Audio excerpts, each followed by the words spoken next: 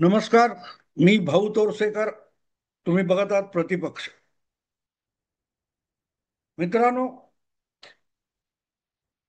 महाराष्ट्रामध्ये एक मोठी घटना घडणार आहे, घडते आहे आणि त्याची रसभरीत वर्णनं आपल्याला ऐकायला मिळत आहेत. आणि मग तो विषय टाळून पुढे जाता येत नाही, कारण त्याच्या इतक्या उलट सुलट बातम्या येतात की काय खरं काय खोटं असं अनेकांना संभ्रमित व्हायला होतं. आणि त्यामुळे लोक फोन करून किंवा इतर मार्गाने जेव्हा विचारपूस करतात तेव्हा तो विषय टाळता येत नाही. आणि तो अर्थातच मुंबई महापालिका आणि महाराष्ट्रात होऊ घातलेल्या ज्या स्थानिक स्वराज्य संस्थांच्या निवडणुका आहेत त्याचं काय होणार. आता असा प्रश्न येण्याचं कारण वास्तविक नाहीये.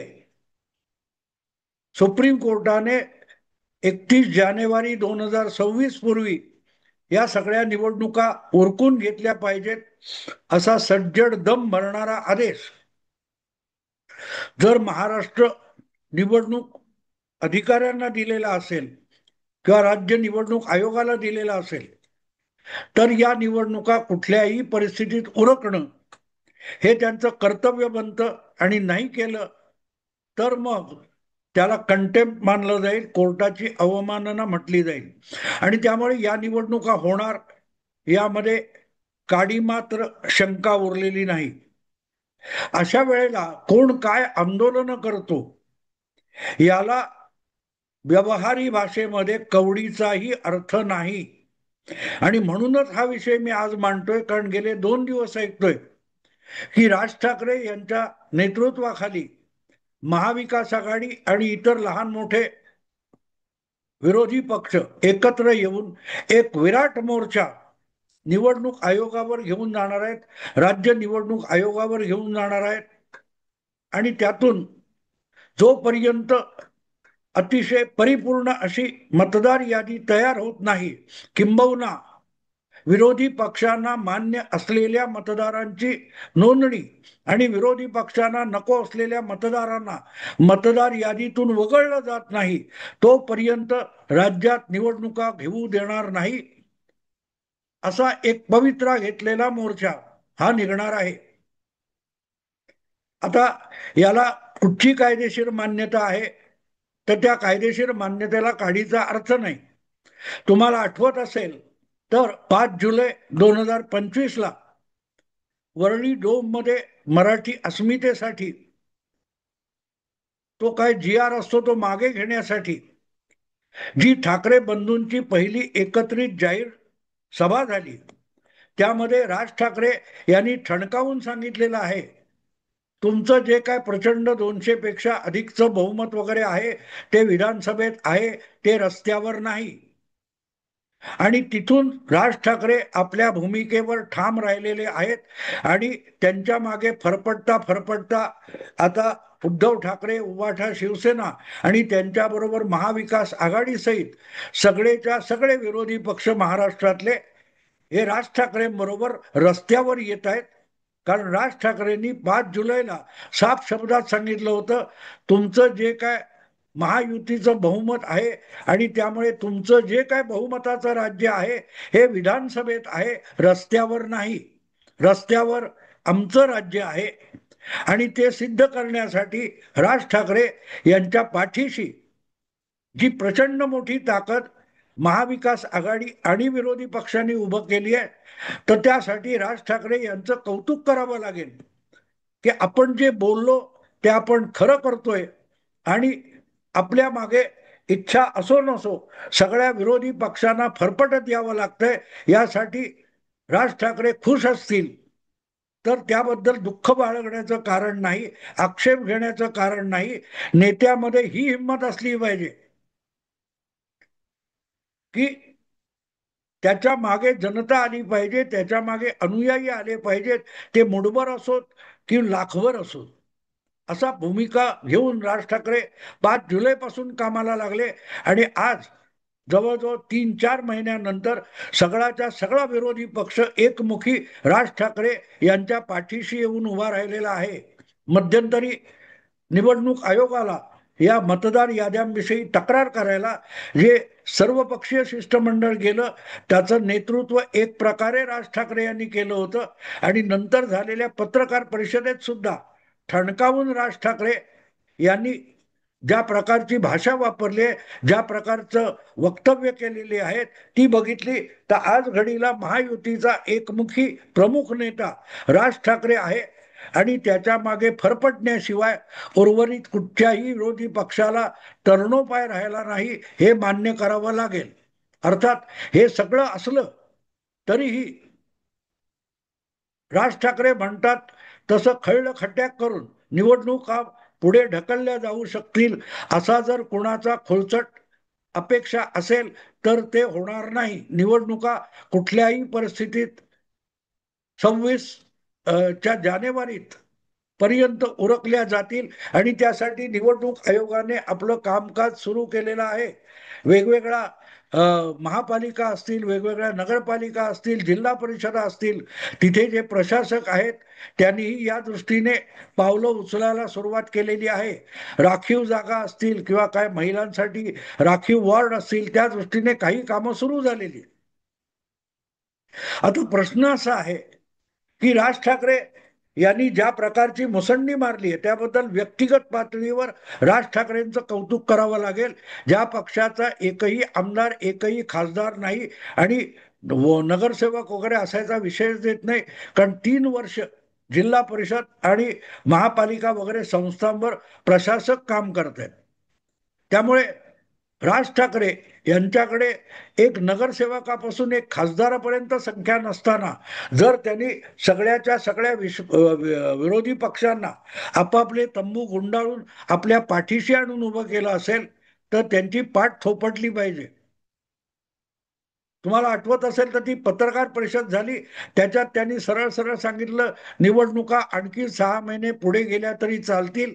आणि त्यावेळेलाच मी यावर एक व्हिडिओ केला होता आणि त्यात साफ सांगितलं होतं की या प्रकारे राज ठाकरे जाऊ शकतात आणि गेले तर आपल्याला पक्ष म्हणून टिकणं अवघड आहे, याची कल्पना असल्यामुळे शरद पवारांनी त्या पत्रकार परिषदेकडे आणि दुसऱ्या दिवशीच्या शिष्टमंडळाकडे पाठ फिरवलेली होती.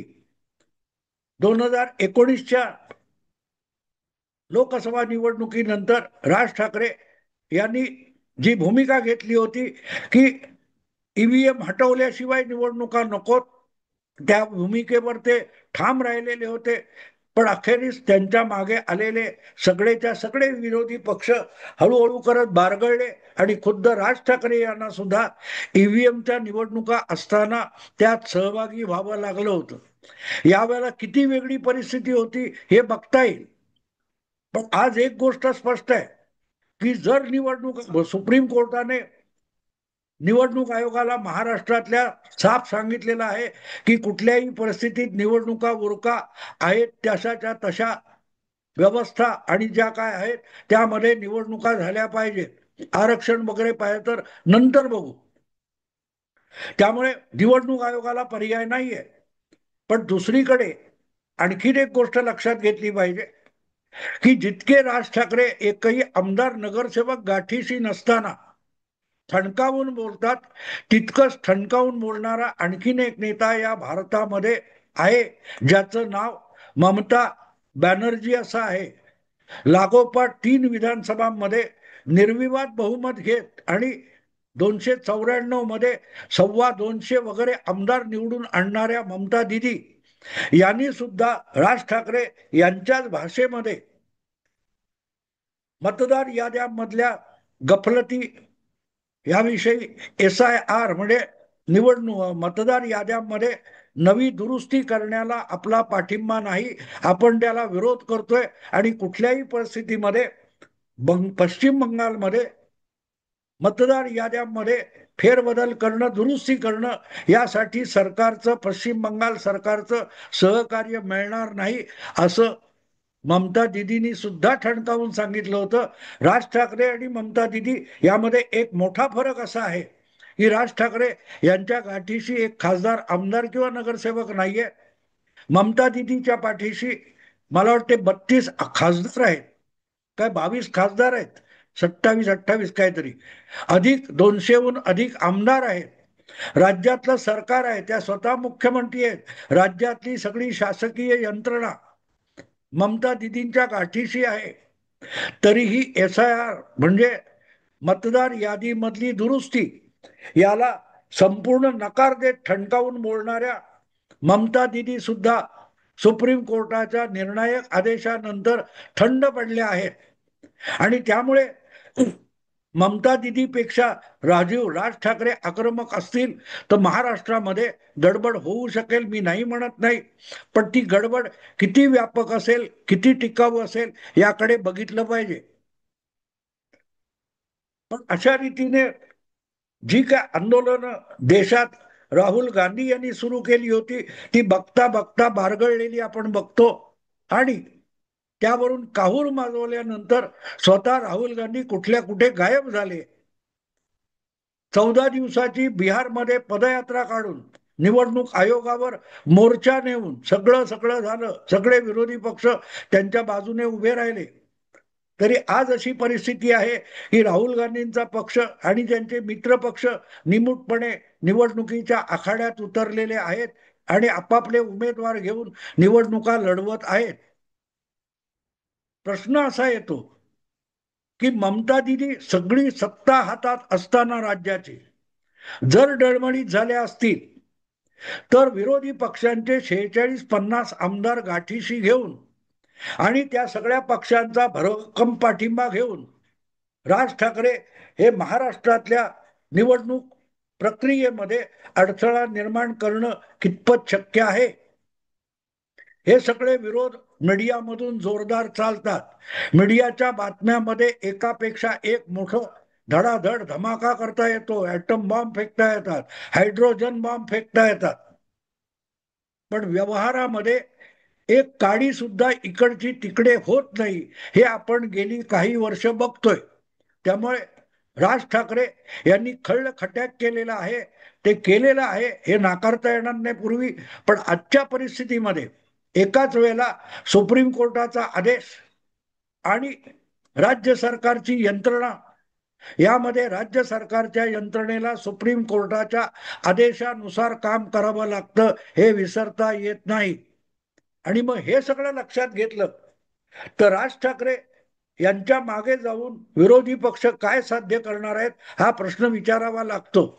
हा प्रश्न बिहारमध्ये या प्रकारचं आंदोलन राहुल गांधींनी छेडलं तेव्हा माझ्यासारख्या अनेक लोकांनी हा प्रश्न विचारलेला होता की वोट चोरी वोट चोरी वोट चोरी म्हणून 15 दिवसाची पदयात्रा केल्यानंतर राहुल गांधी यांना पाटण्याच्या गांधी मैदानामध्ये भव्य दिव्य सभा घ्यायची होती, विराट सभा घ्यायची होती, जसा विराट मोर्चा राहुल गांधींनी आपला राज ठाकरेंनी आता योजलेला आहे. आणि त्यामुळे मराठी माध्यमातल्या सगळ्याच्या सगळ्या विश्लेषकांचे डोळे दिपून गेलेत. ते डोळे उघडून प्रत्यक्षात विराट म्हणजे काय असतं ते बघावं असंही त्यांना हिंमत उरलेली नाही. या पार्श्वभूमीवर राज ठाकरे हे सगळं कुठवर घेऊन जातील हा प्रश्न विचारणं भाग आहे. कारण राहुल गांधी यांनी जी 15 दिवस 14 दिवस पदयात्रा केली ज्यामध्ये सगळे तेजस्वी सकट सगळे विरोधी पक्ष पप्पू यादव सगळे सहभागी झाले, तरीही ज्या वेळेला त्या पदयात्रेचा समारोप गांधी मैदान या भव्य पटांगणावर होणार होता तिथे गर्दी दिसणार नाही म्हणून राहुल गांधींनी ती सभा रद्दबातल केली आणि मला वाटतं पत्रकार परिषद घेतलेली होती.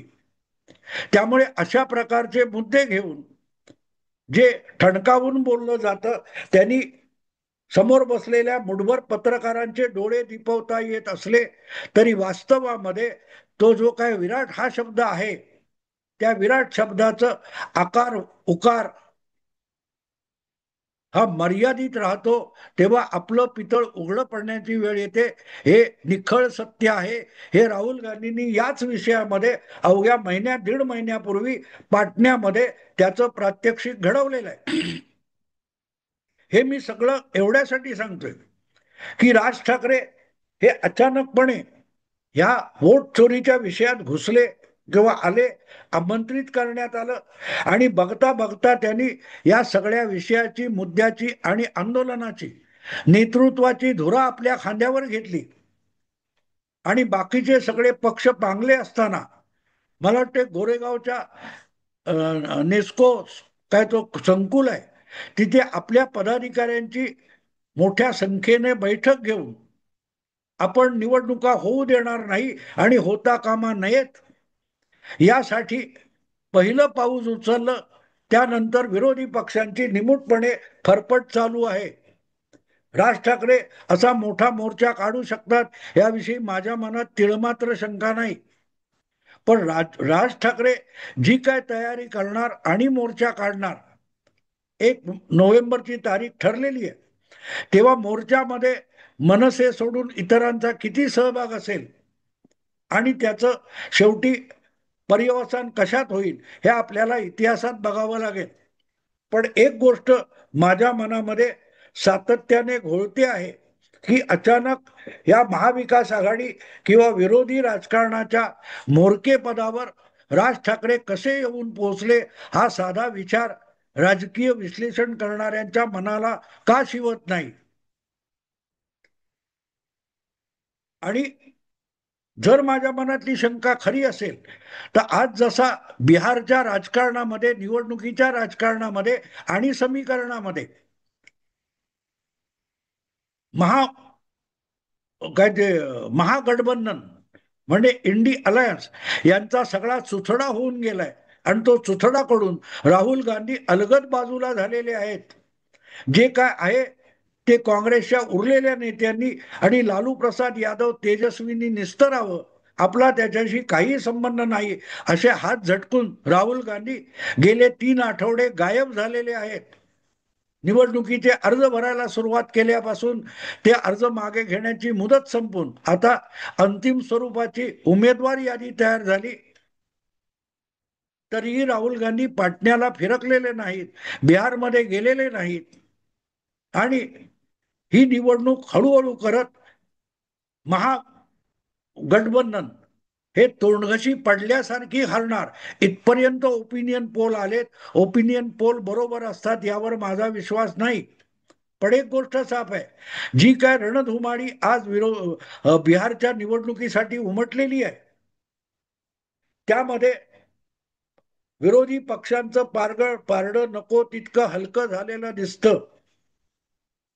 एक प्रकारे विरोधी पक्षांच्या निवडणूक राजकारणाला राहुल गांधींनी सगळी सूत्र 3 महिन्यापूर्वी हाती घेतली आणि बघता बघता 2 महिन्यामध्ये त्याच्यावर पूर्ण कब्जा करून ऐन वेळेला जेव्हा लढाईला तोंड लागलं तेव्हा राहुल गांधी गायब झाले आणि बघता बघता सगळ्याच्या सगळं इंडी अलायन्स किंवा महागठबंधन हे विस्कटून पडल्यासारखं झालेलं आहे.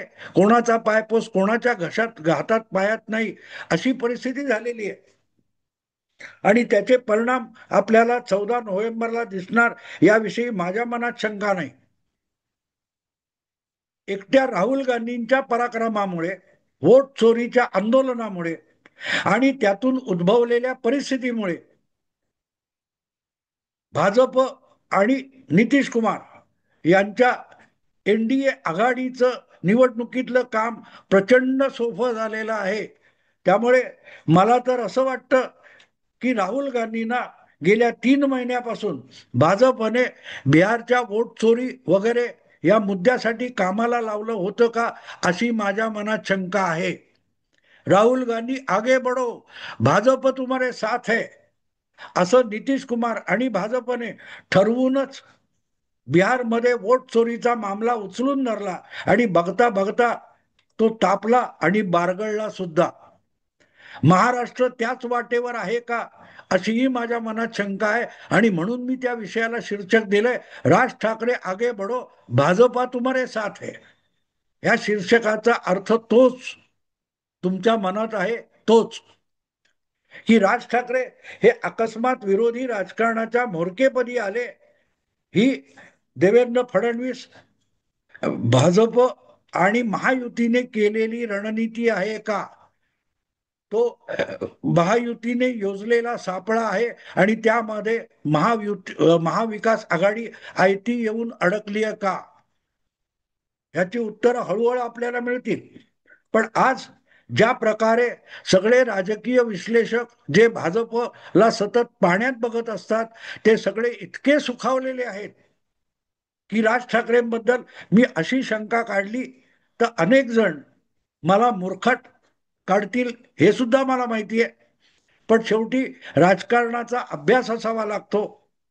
त्यासाठी ममता दिदींनी काय केलं, राहुल गांधींनी काय केलं, आज बिहारची परिस्थिती काय आहे, हे सगळे संदर्भ विचारात घ्यावे लागतात.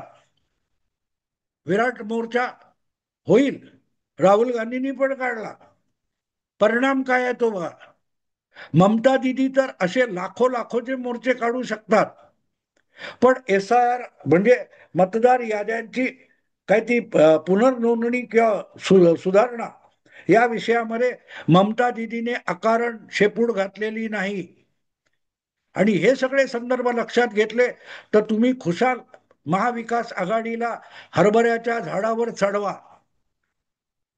हरभऱ्याच्या झाडावर माणूस चढून जाऊ शकत नाही, ते झाड पायदळी तुडवलं जातं आणि ढुंगण आपटतं, त्याला सूज येते, हे पण विसरू नका.